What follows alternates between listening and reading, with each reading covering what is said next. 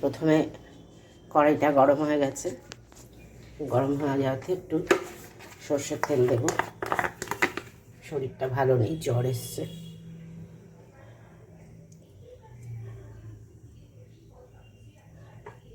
সর্ষের তেল দিয়ে দিলাম।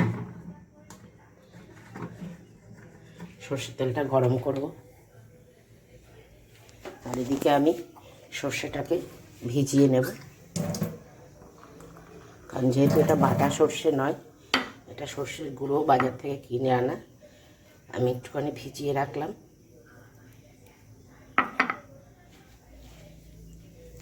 এবারে আমি তেলের মধ্যে দিয়ে দেবো একটু কালো জিরে, সামান্য একটু কালো জিরে দিয়ে দিলাম।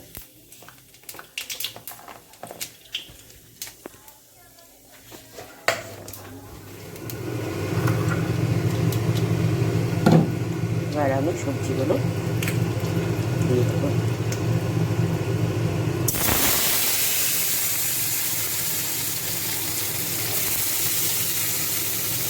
দেখুন সবজিগুলো আমার সাতলানো হয়ে গেছে।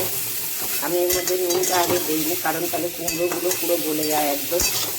আমি ওটা পরে দেবো। এবার আমি এর মধ্যে একটু আম দেবো, যেটা হচ্ছে নুন। দেখতে থাকুন।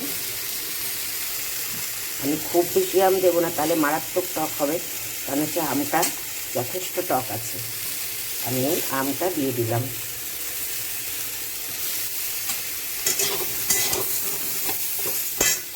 আমটা দিয়ে আমি আরও 1-2 মিনিট নাড়াবো।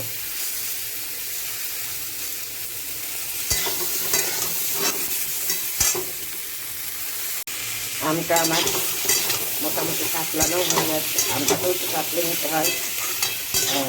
এইবারে আমি এর মধ্যে সর্ষে বাটাটা দিয়ে দেবো। ওপর থেকে সর্ষে বাটাটাকে ঢেলে দিচ্ছি, নিচের কালোগুলো আমি দেবো না। নিচের কালোগুলো আমি দেবো না, ছাপচিপড়া যেগুলো হয় ওইগুলো আমি দেবো না। ব্যাস, দিয়ে সবজির সাথে সর্ষেটাকে ভালো করে মিশিয়ে নিচ্ছি। এইবারে আমি চিড়ে রাখা কটা কাঁচা লঙ্কা, এই ছোট ছোট 4টে কাঁচা লঙ্কা আমি এর মধ্যে দিয়ে দিলাম।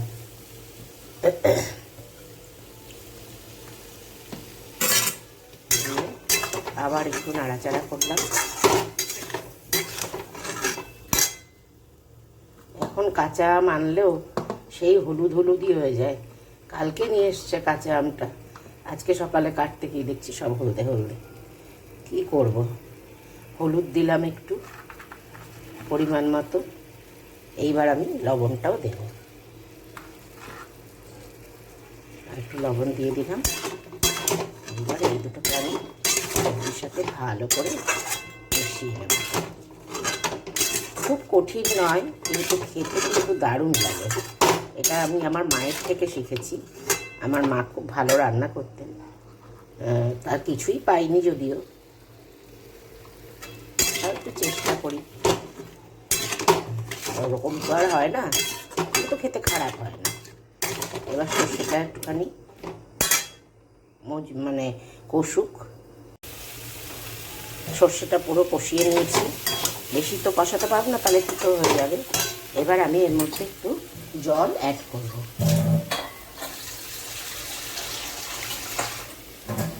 পুরো আমি একটু জিভে দিয়ে দেখলাম যে নুনটা ঠিক আছে কিনা। তো জিভে দিলাম, মনে হলো যেন কাসুন্দি দিয়ে রান্না হয়েছে, কিন্তু কাসুন্দি তো দেইনি, শুধু সর্ষে বাটাই দিয়েছি। এবার এটা একটু ফুটুক, তারপরের স্টেজটা আমি আপনাদের আবার দেখাচ্ছি। তরকারিটা ভালো মতন ফুটছে, সবগুলো সুসিদ্ধ হয়ে যাক, তারপরে আরেকটু জল মরবে, তারপরে ফিরে আসছি।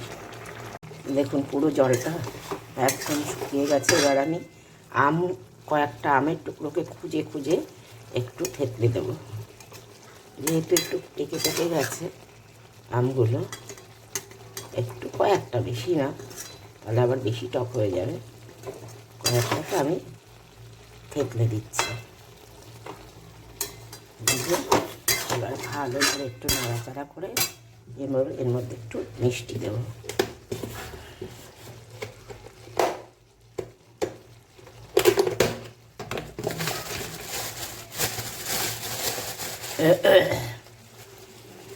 আমি এর মধ্যে একটু মিষ্টি দিয়ে দিলাম।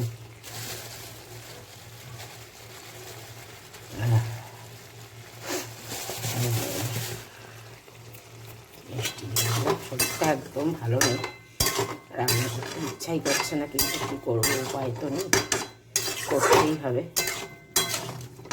পেটে দিতে গেলে তো করতেই হবে। ভালো করে মিশিয়ে নিলাম। আর 1 মিনিট মতন একটুখানি রাখবো, রেখে এটা নামিয়ে দেবো। হয়ে গেল কাঁচা আম দিয়ে সজনে ডাঁটার চচ্চড়ি। কেমন লাগলো আমাকে একটু যদি পারেন কমেন্ট করে জানাবেন।